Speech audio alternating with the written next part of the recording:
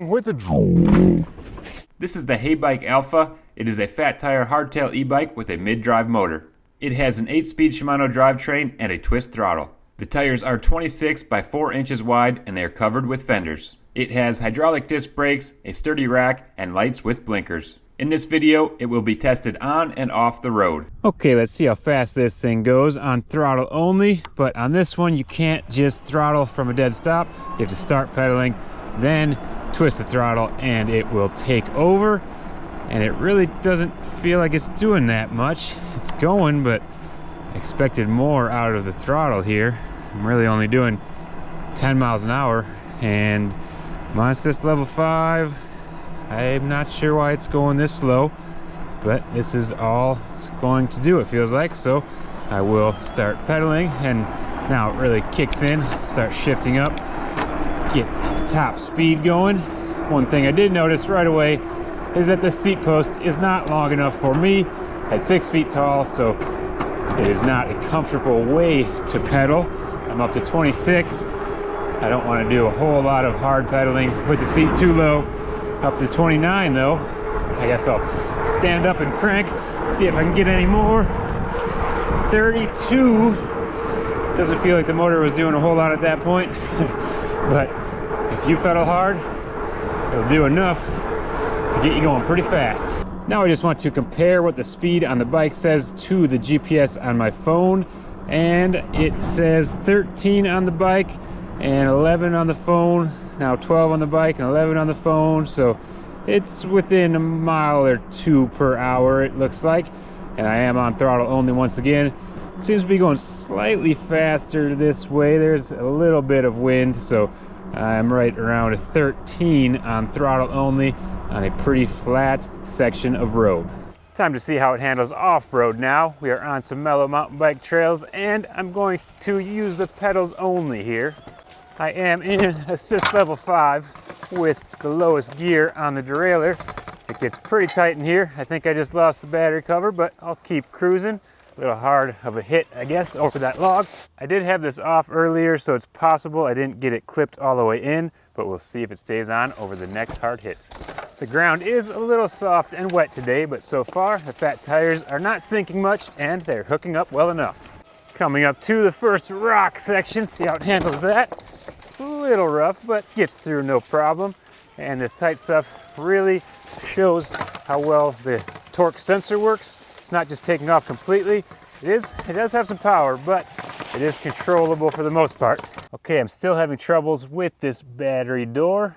I'm pushing it up to make sure that it's fully seated, but when I land hard, it seems to push that button down just enough that it unlatches. So maybe I'll get lucky, get a good latch this time. Well, this bike is probably not made for jumping. I gotta get a little bit of air, right?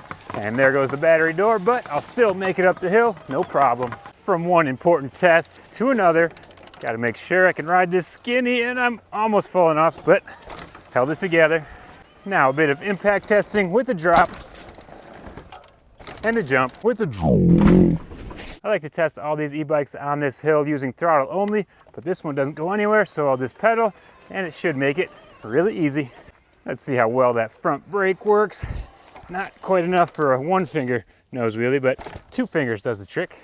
All right, final test for me during this session. Let's see about a fakie. Oh, it's not bad. Pretty clean one there. Okay, it's Hannah's first time ever on this bike. Mine's will try the hill right away, and she's up without a problem. All right, I'm going to do some follow cam on Hannah so we get a little different perspective of her ride. And like I said, this will be her first time on this bike, and we're jumping right into some tight trails. So it will be interesting to see how well she handles them. The power delivery is a little different than the other bikes in that you have to initiate. Ooh, she smashes that motor right on the log, but you have to get the pedals going a little more than some of them. She might not be used to that, but having that torque sensor should help once she gets it to initiate. Looks like she's struggling a little bit to get it to go as much as she wants. What power assist level are you in? 5. You're in 5. So yeah, this one just takes a little longer. You gotta get moving before it really wants to kick on and help you. So that's something for her to get used to, especially in the tight stuff when you're going really slow. The gearing is pretty high for that. It's more geared for the street and going fast. Here is a smaller log and she's over that, no problem. And we also figured out that she can get the motor to work more often if she stands up. Seems like she's not able to put enough effort, enough torque down into the pedals when she's sitting down to get it to kick on as often as she would like to. I probably get more speed and more assist from the motor with the same amount of effort just because I weigh more, so it's something she's trying to adapt to, but I don't think she loves that she has to put that extra effort in. So what did you think? A lot of work. Felt like a normal bike to you, didn't it? Yeah, just a lot heavier. But one of the nice things, the step-through design makes it very easy to get on and off. And I think she would have a lot more fun with it out in the open when you can more easily get that motor working and helping you. With the tall gearing, it takes a little bit more effort to get the wheel to turn and to get the motor to help you out. So for me, it wasn't as big of a deal, but she struggled with it more than I expected.